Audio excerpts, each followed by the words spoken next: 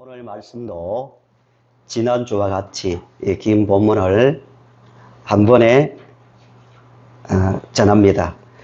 본문은 세 가지 내용이라고 말씀드렸습니다. 익숙한 말씀이죠.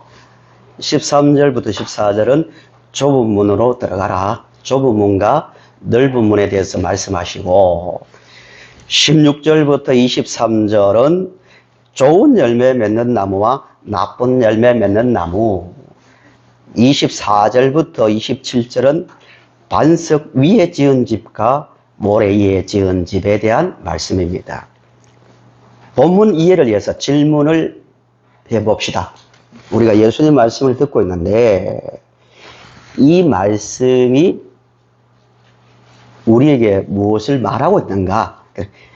이해를 위해서 이 질문을 해야 됩니다. 차이점이 뭘까 합니다. 대비되는 이 말씀이 좁은 문과 넓은 문의 차이점, 모래 위에 지은 집과 반석 위에 지은 집의 차이점, 좋은 열매 맺는 나무와 나쁜 열매 맺는 나무의 차이점이 뭘까요? 대답을 하실 수 있는 분은 대답해 보세요. 중요한 질문입니다. 예, 행함이 있느냐 없느냐의 차이가 아닙니다. 그럼 완전히 본문을 오해하게 됩니다. 반대로 듣게 된단 말입니다.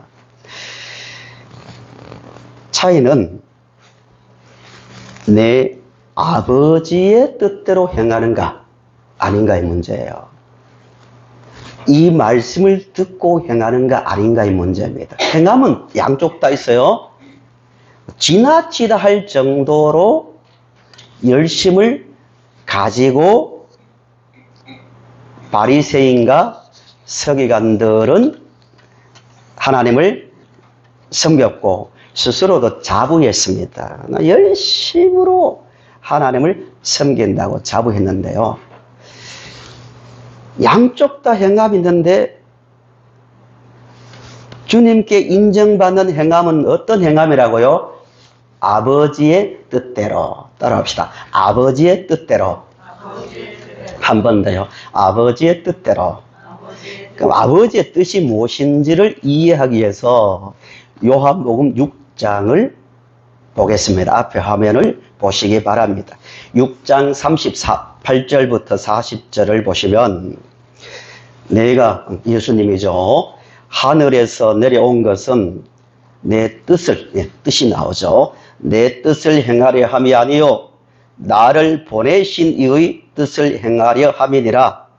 나를 보내신 이의 뜻은 내게 주신 자 중에 내가 하나도 잃어버리지 아니하고 마지막 날에 다시 살리는 이것이니라.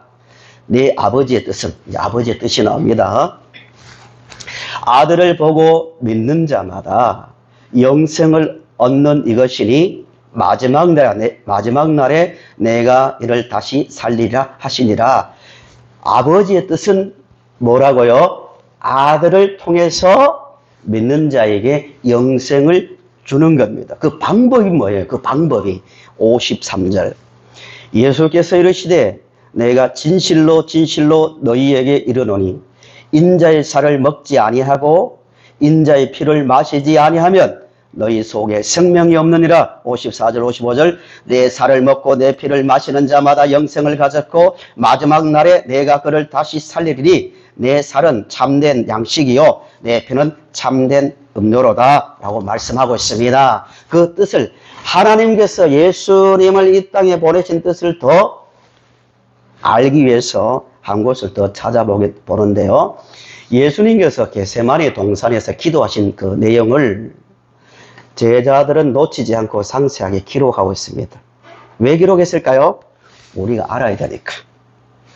우리에게 예수님께서 이 땅에 오신 목적이 무엇인지를 말하고 싶어서 그 장면을 기록하고 있는데요.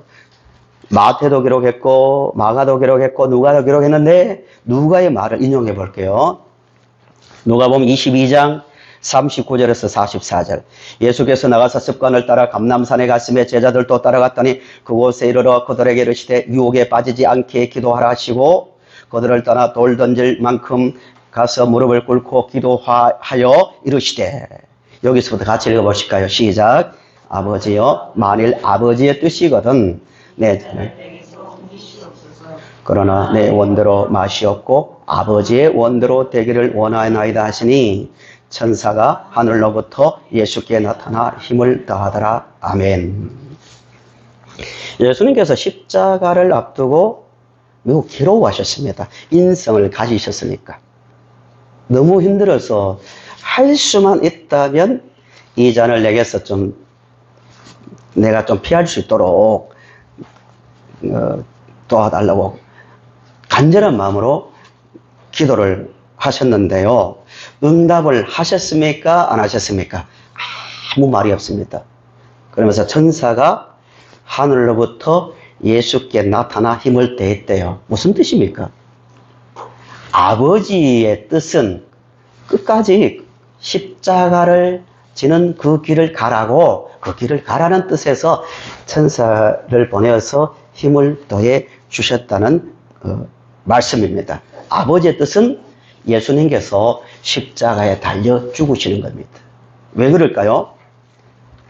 인간이 의롭게 되는 방법은 인간에게 없기 때문입니다. 그래서 하나님께서 인간을 의롭게 하기 위해서 예수님을 이 땅에 보내시고 십자가를 지게 하신 겁니다. 아버지의 뜻이 무엇이라고요? 십자가의 은혜를 통해서 나타나는 행함입니다. 본문으로 돌아보겠습니다. 7장 15절부터 20절을 주목해 보시기 바랍니다. 7장 15절을 보십시오.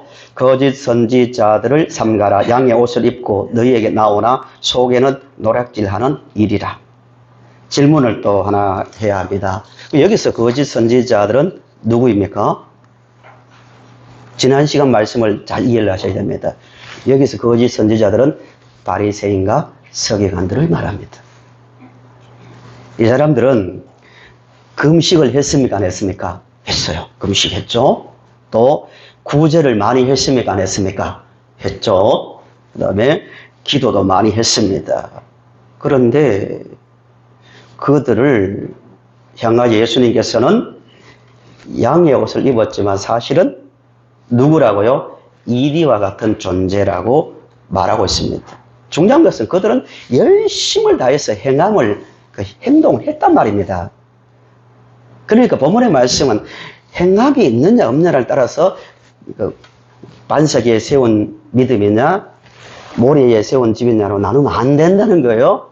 그들은 행함이 있다고 생각했기 때문에 예수님의 말씀을 안 들은 거예요. 아, 우리는 행하지도 못하네. 우리는 금식도 못하고 우리는 기도도 안 하고 역시 나쁜 사람이야. 이러면 오히려 말씀이 들리는데 예수님께서 많은 말씀을 하실 때마다 그들이 결정적인 순간에 그 말씀을 받아들이지 못한 이유가 뭐냐면 마음에 안 들어오는 거예요. 예수님의 말씀을 듣고 있다는 것은 호기심도 있었고 뭔가 믿어보려 왔겠죠. 아, 저분은 하나님의 아들이라는 나름대로의 판단이 있었기 때문에 따라온 거 아니겠어요? 왜 들판까지 나오겠어요? 내 들어보니까 저 가짜야. 말도 안 돼. 이러면 갈라섰죠, 처음부터. 그런데 말씀이 너무나 좋고 또 기적을 일으키는 거 봐서 틀림없이 저분은 하나님이 보내실 구원자라는 확신이 있었기 때문에 따라온 거예요. 그들에게 예수님께서 말씀하시는데 결정적인 순간마다 막히는 게 말이 안 돼. 그 말이 안 돼. 난 기독교는 우리 말로 하면은 기독교도 좋고 교회도 좋지만 그건 아니야. 딱 걸리는 게 뭐냐면은 너희들은 죄인이다고. 내가 너희들에게 의를 주기 위해서 왔다는 그 말, 십자가에 달려 죽으러 왔다는 말이 안 들리는 거예요. 그냥. 왜 안 들렸냐면은 하나님 우리는 이렇게 열심히 행동하고 있는데 일회에 2번씩 금식하기 쉽습니까? 안 쉽습니까? 솔직하게요. 한 번 하는 것도 힘드는데 1회에 2번씩 그들은 했습니다. 구제했습니다. 기도 많이 했습니다. 그 행함이 남들에게 둘째 가라면 정말 서러워할 정도로 열심을 가지고 행동했단 말입니다. 그러니까 이 비유는 행함이 있느냐 없느냐의 문제가 아니라는 거예요. 그들은 그 행함을 자기의 의를 이룬다고 생각했거든요. 너무 어렵다고. 너무 어렵다고. 오히려 십자가 이야기하고 대속의 그 피를 이야기하면 그들은 거치는 것이 되고 또 미련하게 들리는 거예요. 특히 요즘 시대는 다 하겠죠. 요즘 시대에 교회가 민중들과 대중들과 합이 되고 하나가 되려면 가능하면 십자가의 원색적인 이야기를 빼야 된다고. 그런 이야기를 많이 하잖아요. 착각인 거죠.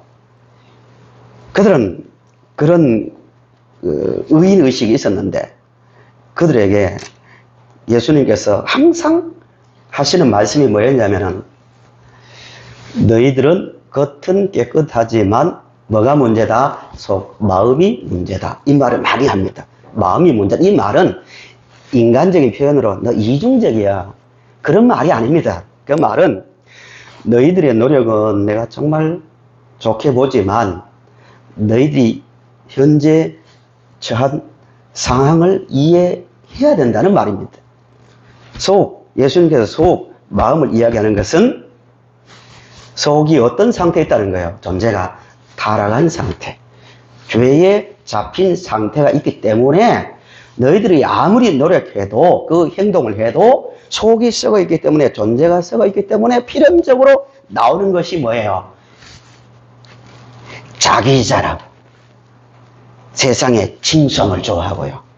높임 받기를 좋아하는 자기 섬김으로 나오게 되어 있다는 겁니다. 그 사람들이 유선적이라서 그런 게 아니에요. 모든 인간이 그렇습니다. 모든 인간이. 왜? 죄 가운데 있기 때문입니다. 오늘 말씀은 너희들은 좋은 열매를 맺어라 는 그 말씀이 아닙니다. 너희들은 좋은 나무가 아니기 때문에 좋은 열매를 맺을 수 없는 상태에 있어. 왜 그렇게 스스로 좋은 나무라고 착각하지? 내가 하늘에서 내려왔는데 하나님이 보내서 이 땅에 십자가에 달려 죽으러 왔는데 의를 이루러 왔는데 스스로 너희들은 그런 행동을 했다는 이유 때문에 좋은 나무야 라고 말하지만 절대 열매를 봐. 넌 좋은 나무가 될 수 없어. 이게 본문의 그 이야기입니다. 나쁜 나무가 있고 좋은 나무가 있는데 너희들은 좋은 열매를 맺어야 해. 이 말씀이 아니고 모든 사람은 절대로 아무리 노력해도 좋은 열매를 맺을 수 없어 라는 말씀입니다. 이 말씀이. 왜 좋은 열매를 맺을 수 없다고요? 나쁜 나무기 때문에. 왜 나쁜 나무예요? 아담과 하와가 하나님을 인정하지 않고 죄를 지어 타락함으로 그 아담의 후손들은 모두가 죄인으로 태어나기 때문에 절대로 좋은 열매를 맺을 수 없다고 예수님께서 말씀하시는 겁니다. 로마서 3장 19절부터 24절을 보세요. 이 말씀은 암송할 정도로 반드시 아셔야 되고 무장하고 있어야 된다. 특히 현대 시대, 현대 합리주의, 이성주의 시대에 십자가가 놀림받는 시대에 이런 말씀들은 잘 깨고 있어야 됩니다. 3장 19절부터 24절을 제가 읽어보겠습니다. 우리는 나쁜 나무다. 이 이야기입니다. 우리가 알거니와 무릇 율법이 말하는 바는 율법 아래에 있는 자들에게 말하는 것이니 이는 모든이란 말 주목하십시오. 모든 입을 막고 과격한 표현이죠. 입 닫아 이런 이야기 아닙니까? 바리새인 서기관들은 입 닫아 뭘 행동했다고 이런 뜻입니다. 온 세상으로 하나님의 심판 아래 있게 하려 함이라. 하나님께서 심판한다는 말이 아니고 율법을 주위에서 지키면 행동할수록 자신의 존재가 어디 아래 있다는 걸 압니까? 우리는 지킬 수 없는 하나님의 심판 아래 있구나를 깨닫게 한다는 거예요. 그게 율법을 주신 목적 중에 하나입니다. 스스로 죄에서 벗어날 수 없는 인간임을 알게 하는 건데, 그러므로 율법의 행위로, 본문과 관련된 단어가 나오죠. 행함, 행위로 그의 앞에 의롭다 하심을 얻을 육체가 없나니 율법으로는 뭘 한다고요? 죄를 깨닫는다. 죄인이구나. 이제는 율법 외에 하나님의 한 의가 나타났으니 율법과 선지자들에게 증거를 받은 것이다. 예수님이 갑자기 구약 시대는 율법 시대고 신약 시대는 그냥 은혜 시대 그 말이 아니고 구약에도 선지자들 율법과 선지자는 구약이잖아요. 구약부터 인간이 의롭게 되는 방법은 신약과 같았다. 그 의롭게 되는 방법이 뭐라고요? 주 예수 그리스도를 믿는 거예요. 구약에는 그 예수를 바라보는 거죠. 아브라함이 요한복음에 있는 말씀대로 나의 올라를 보고 기뻐했다고 말하잖아요. 아브라함은 알고 있었던 거예요. 인간이 의롭게 되는 것은 자신의 힘으로 율법으로 되는 것이 아니고, 아브라함은 율법을 받기 전에 사람이지만 인간의 노력으로 되지 않는 걸 알고 있었기 때문에 하나님께서 약속하신 구원자를 바라봄으로 의롭게 되었다는 말씀이죠. 계속해서 곧 예수 그리스도를 믿음으로 말미암아 모든 믿는 자에게 미치는 하나님의 의인이, 누구의 의라고요? 이 하나님의 의라고 말할까요?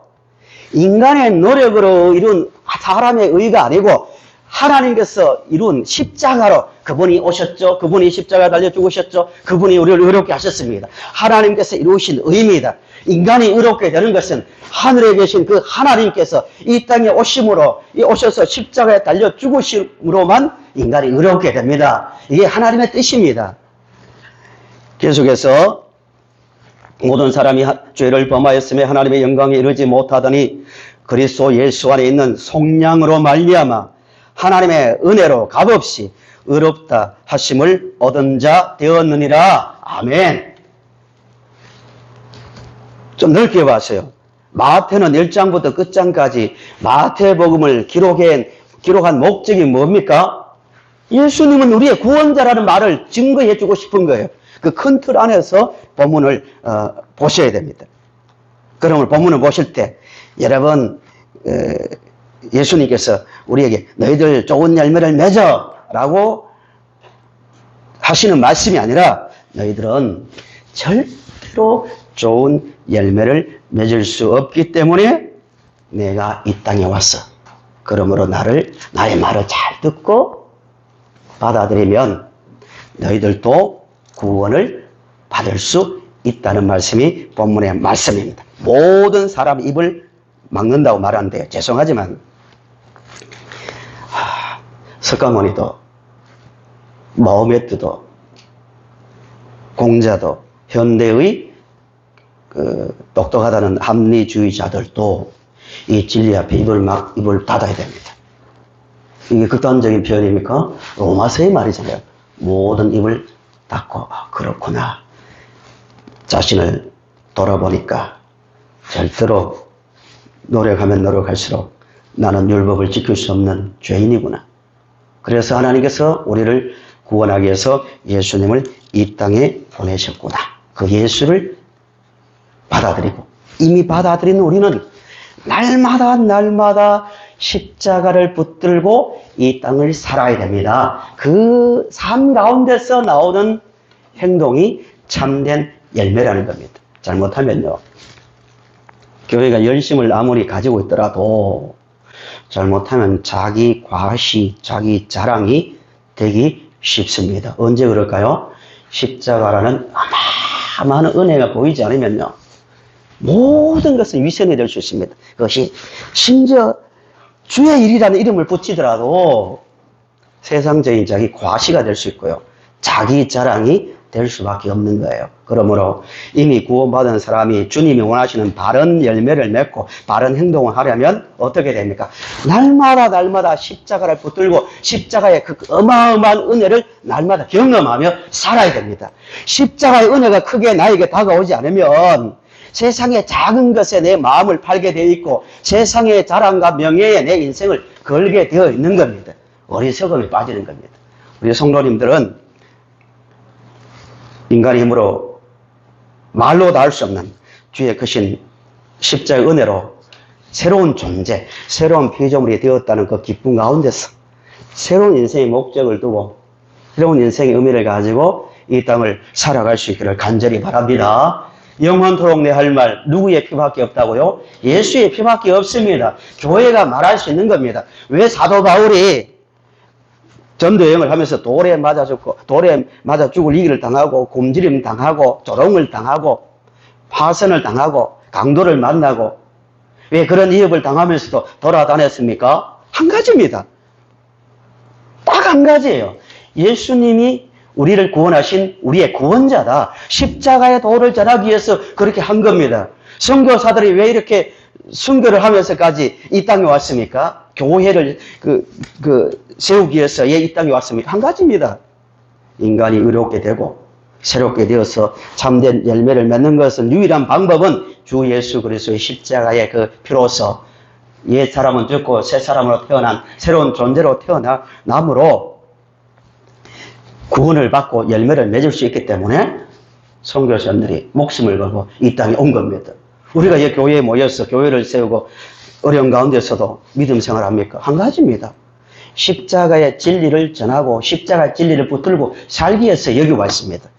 세상이 복잡할수록 우리는 더 명확하게 예수 믿는 목적, 내가 무엇을 붙들고 있는가, 무엇을 위해 살고 있는가를 명확하게 해야 됩니다. 십자가로 우리가 의롭게 되었고 십자가 은혜 때문에 세상의 것을 버리고 주님을 따르고 있는 겁니다. 주님의 십자가를 굳게 붙들고 살아가는 성도님들이 되시기를 바랍니다. 본문 13절 14절을 보십시오. 13절 14절을 우리 같이 읽어보실까요? 시작.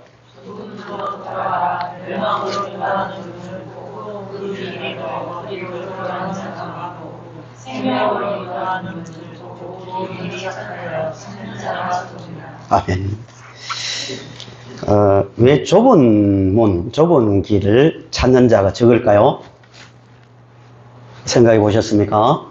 왜 좁은 문, 좁은 길로 가는 자가 적고 또 넓은 길로 가는 자가 많을까요? 뭘 말하고 있을까요? 이 당시 배경 속에서 이해를 하셔야 됩니다. 여기서 좁은 문, 좁은 길은 십자가를 말합니다. 왜 그게 좁게 보일까요? 인간의 이성으로 생각하면 논리적으로 말이 안 되니까요. 합리적으로 생각하니까 십자가의 도는 성경에 있는 말씀대로 거치는 것이 되고 미련하게 보이기 때문에 좁은 길입니다. 그럼 우리는 성령의 은혜로, 말씀과 성령의 은혜로 이해가 되니까 쉽게 받아들이지만요. 성도님들, 기적 중에 기적이 뭔지 아세요? 세상을 살아가면서 받은 가장 큰 은혜가 뭘까요? 십자가입니다. 왜 그럴까요? 인간의 이성으로는 이해가 안 되는데 성령이 도와주심으로 말씀을 보는 중에 이해가 되었기 때문에 믿고 믿어지고 구원을 받았습니다. 가장 큰 은혜입니다. 가장 큰 기적은 십자가의 도를 이해하는 겁니다. 그 은혜를 받지 못하면 십자가의 그 진리의 길은 좁은 문이 될 수 있고 좁은 길이 될 수밖에 없다는 뜻에서 예수님께서 13절과 14절에 말씀을 하시는 겁니다. 말씀을 정리합니다. 본문을 더 명확하게 하기 위해서 우리 24절을 보십시오. 24절. 그러므로 이제 결론이 되는 거죠. 그러므로 누구든지 나의 이 말을 듣고 그냥 행하는 게 아니란 말입니다. 이 말을 듣고 합니다. 존재의 변화입니다. 십자가의 은혜로 새로운 피조물이 되는 것. 듣고 행하는 자는 그 집을 반석 위에 지은 지혜로운 사람 같으려니 비가 내리고 창수가 나고 바람이 불어 그 집에 부딪히되 무너지지 아니하나니 이는 주추를 반석 위에 놓은 까닭이요. 나의 이 말을 듣고 행하지 아니하는 자는 그 집을 모래 위에 지은 어리석은 사람 같다라고 말합니다. 예수님은 십자가의 그 구원의 진리를 가르치기 위해서 이 말씀을 하고 계시는 겁니다. 이 말씀을 생각하면서요, 우리의 삶이 물론 우리 이미 구원받았어요. 이미 예수 그리스도의 은혜 안에서 살고 있지만 조금 방심하면요, 십자가와 멀어질 수 있습니다. 머리로는 되겠죠. 삶 가운데서 아무리 고난 가운데 있고 세상이 정말 머리가 아파서 잠도 잘 자지 못하는 문제 앞에서 설 수도 있고, 또 반대로 세상에 일이 너무 잘 돼가지고 세상에 또 일 가운데서 잘못하면 빠질 수 있습니다. 그러나 그 모든 상황 가운데서도 그런 일들이 오더라도 십자가가 내 마음에서 멀어지지 않도록 성도들이 항상 정신을 차리고 깨어서 그 길을 걸어갈 수 있기를 간절히 바랍니다. 십자가가 없어지면요, 하루아침에 어리석은 자가 됩니다. 십자가가 크게 안 보이면 세상의 것이 크게 보이기 때문에 세상 길로 갈 수밖에 없는 것이 인간입니다.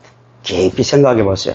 지금 앉아있는 이 순간에 과연 십자가는 내 인생에서 얼마를 차지하고 있는가? 과연 십자가 때문에 내 인생을 십자가의 길을 가기 위해서 내 인생의 모든 길을 걸고 있는가? 십자가 은혜 때문에 나는 정말 기뻐하고 있는가? 십자가 은혜 때문에 나는 성공한 사람이라고 자부하며 살고 있는가? 그 십자가 은혜 안에서 새로움을 누리며 새로운 인생의 분명한 목적을 가지고 살아가는, 반세기에 세운 집을 지어가는, 매일 하루하루 반세기의 집을 지어가는 우리의 삶이 될 수 있기를 바랍니다.